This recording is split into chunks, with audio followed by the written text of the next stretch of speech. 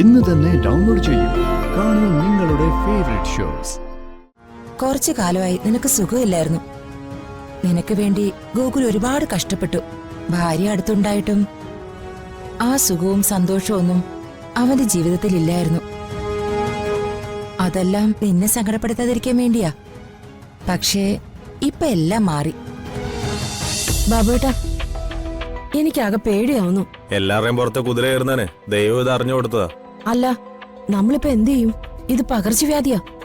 മാഡത്തിനെ തൊട്ടാ നമുക്കും വരും. മനസാക്ഷി ഇല്ലാതെ ആളുകളോട് പെരുമാറുമ്പോ ഇതൊക്കെ ഓർക്കണായിരുന്നു. ബാബുട്ടൻ ആ പറഞ്ഞത് നേരാ. ഈ കാണുന്നതെല്ലാം ചതിച്ചും വഞ്ചിച്ചും ഉണ്ടാക്കിയെന്നാ എല്ലാരും പറയുന്നേ. അതിന്റെ ശിക്ഷ ഇതെല്ലാം. അല്ല, നമ്മളിപ്പോ എന്ത് ചെയ്യും?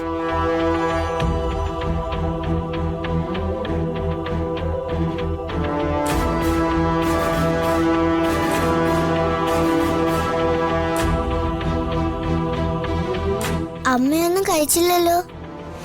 ജെനി ആന്റിയോട് കഴിക്കാൻ എന്തെങ്കിലും എടുക്കാൻ പറയട്ടെ. അമ്മയ്ക്കിപ്പോ ഒന്നും വേണ്ട മോളെ. അത് പറ്റില്ല, ഒരു ചായ എങ്കിലും കുടിക്കണം. ഞാൻ പോയി ചായ കൊണ്ടുവരാം. അമ്മയ്ക്കൊന്നും കഴിക്കാൻ തോന്നുന്നില്ല. ദേഹാകെ പൊള്ളുന്നു. വല്ലാത്ത വേദനയുണ്ട്. മോള് ജനിയന്റെ ഒന്ന് വിളിക്കേ. നമുക്ക് ആശുപത്രി പോവാം അമ്മേ. ഞാൻ ജെനി ആന്റിയെ വിളിച്ചിട്ട് വരാം.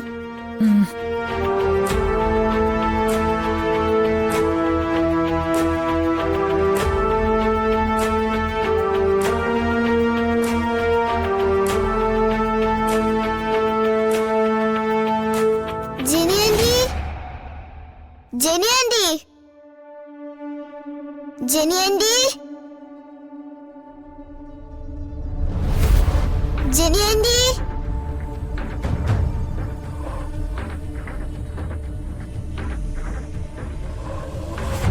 ആന്റി ഇതെവിടെ പോകുന്നു? അത് പിന്നെ ആന്റിക്ക് പെട്ടെന്നൊരു അത്യാവശ്യം. എന്ത് അത്യാവശ്യം? അത് പിന്നെ അച്ഛൻ വീണു.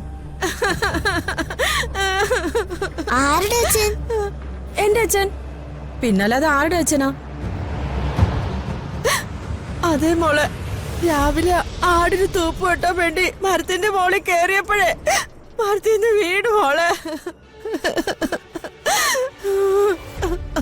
എന്റെ മോളെ, ഞാനിനി എന്ത് ചെയ്യും? എനിക്ക് ആകെ ഒരു അച്ഛൻ മാത്രല്ലേ ഉള്ളൂ. ഞാൻ ചെന്നിട്ട് വേണം അച്ഛനെ ആശുപത്രി കൊണ്ടുപോവാൻ. ആന്റി, അമ്മ വിളിക്കുന്നു. അയ്യോ, ഞാനില്ല. എനിക്ക് അച്ഛനെ ആശുപത്രി കൊണ്ടുപോകണം. സീരിയസ് ആയിട്ട് കിടക്കുക. അമ്മയെ ഹോസ്പിറ്റലിൽ കൊണ്ടുപോണ്ടേ? അയ്യോ, ഞാനിപ്പോ ചെന്നില്ലെങ്കിലേ അച്ഛൻ മരിച്ചു പോകുന്നു. ഡ്രൈവർ അങ്കിൾ എവിടെ? വണ്ടി എടുക്കാൻ പറ. ഡ്രൈവർ അങ്കിൾ നേരത്തെ പോയി. അങ്കിൾ എവിടെ പോയി? അത് അങ്കിളിന്റെ ആരോ എന്നും മരത്തിന്ന് വീണോന്ന്. ആന്റി പോട്ടെ മോളെ. എന്താകോ എന്തോ. അതെ മോളെ. മോള് മാഡത്തിനോട് ആന്റിയോട് ക്ഷമിക്കാൻ പറയണേ. എന്നാലും മാഡം ഈ അവസ്ഥയിൽ കിടക്കുമ്പോ തന്നെ എന്റെ അച്ഛൻ മരത്തിന്ന് വീടല്ല മോളെ. പോട്ടെ മോളെ. എന്നാലും എന്റെ അച്ഛൻ. അച്ഛാ.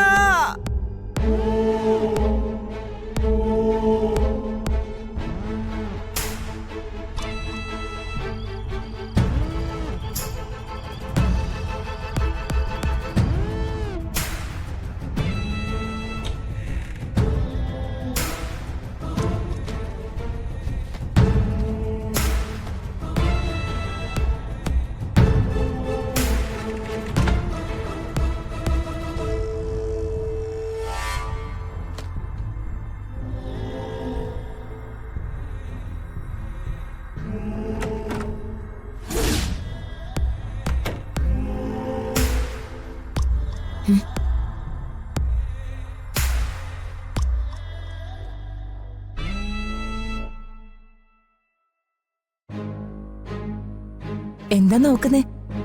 ഈ സാരിയാണോ? ഇത് വേണേ ഇന്ന് നീ ഉടുക്കാൻ. നിനക്ക് ഈ സാരി ഓർമ്മയില്ലേ?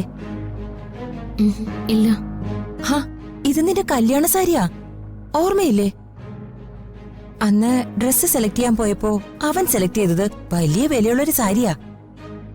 അത് കാണാൻ നല്ല ഭംഗിയായിരുന്നു. പക്ഷേ നിനക്കതല്ല ഇഷ്ടായത്. നിനക്ക് അത്രയും വിലയുള്ള സാരി ഒന്നും വേണ്ടാന്ന് പറഞ്ഞ് വാശി പിടിച്ചു. എന്നിട്ട് നീ തന്നെ ഈ സാരി സെലക്ട് ചെയ്തു. നിന്റെ ഇഷ്ടത്തിന് പിന്നെ അവൻ എതിരൊന്നും പറഞ്ഞില്ല. നിനക്കിഷ്ടായതുകൊണ്ട് അവനും ഈ സാരി ഇഷ്ടായി. ഇന്നത്തെ ദിവസം നീ ഇത് തന്നെയാ ഉടുക്കേണ്ടത്. അല്ല, എന്നാലും എന്തിനാ ഇതൊക്കെ? അമ്മ പറഞ്ഞത് നിനക്ക് ഓർമ്മയില്ലേ? കുറച്ചു കാലമായി നിനക്ക് സുഖമില്ലായിരുന്നു. നിനക്ക് വേണ്ടി ഗോകുൽ ഒരുപാട് കഷ്ടപ്പെട്ടു. ഭാര്യ അടുത്തുണ്ടായിട്ടും ആ സുഖവും സന്തോഷവും ഒന്നും അവന്റെ ജീവിതത്തിൽ ഇല്ലായിരുന്നു. അതെല്ലാം നിന്നെ സങ്കടപ്പെടുത്താതിരിക്കാൻ വേണ്ടിയാ. പക്ഷേ ഇപ്പൊ എല്ലാം മാറി. നഷ്ടപ്പെട്ട ആ പഴയ സന്തോഷമൊക്കെ ഇനിയെങ്കിലും നീ അവന് തിരിച്ചു കൊടുക്കണം. ഈ ലോകത്ത് അവൻ ഏറ്റവും കൂടുതൽ സ്നേഹിക്കുന്നത് നിന്നെയാ. വീണ്ടും ഒരു രണ്ടാം ജന്മം പോലെ ഈ ജീവിതം തുടങ്ങുമ്പോ ഒരു പുതിയ തുടക്കത്തിന് ഈ വിവാഹസാരി തന്നെയല്ലേ നല്ലത്? ഈ സാരിയൊക്കെ കല്യാണത്തിന് മാത്രമല്ലേ ഉടുക്കുന്നത്? അല്ലാതെ അങ്ങനെ എന്നും ഉടുക്കാനല്ലല്ലോ, ഇന്നത്തെ ദിവസം മാത്രമേ ഉള്ളൂ. ഇന്നത്തെ ദിവസത്തിനെ ഒരു പ്രത്യേകത കൂടിയുണ്ട്. എന്ത് പ്രത്യേകത? ഗോകുല് നിന്നോടൊന്നും പറഞ്ഞില്ലേ? ഇല്ല. ആ, അവൻ മറന്നുപോയതായിരിക്കും. ഇന്നേ നിങ്ങളുടെ വെഡിങ് ആനിവേഴ്സറിയാ. അപ്പൊ പിന്നെ ഒരു പുതിയ ജീവിതം തുടങ്ങാൻ ഇതിലും നല്ല ദിവസം വേറെയില്ല. വെഡിങ് ആനിവേഴ്സറിക്ക് കല്യാണ സാരി കൊടുത്ത് മുറിയിൽ ചെല്ലുന്നതാ ഏത് ഭർത്താവിനും ഇഷ്ടം. എന്റെ മാത്രമല്ല, അമ്മയുടെ ഒരു ആഗ്രഹം കൂടിയാ ഇത്. അമ്മ അങ്ങനെ പറഞ്ഞോ? പിന്നെ അമ്മ പറയാതെ എന്റെ ഇഷ്ടത്തിന് ഞാൻ ഇതൊക്കെ ചെയ്യുന്നു നിനക്ക് തോന്നുന്നുണ്ടോ? അമ്മ എന്നെ പറഞ്ഞേൽപ്പിച്ചതാ ഇതെല്ലാം. നീ ഈ സാരി ഉടുത്ത് ചെല്ലുന്നത് അവന് ഇഷ്ടാവും. വാങ്ങിക്ക.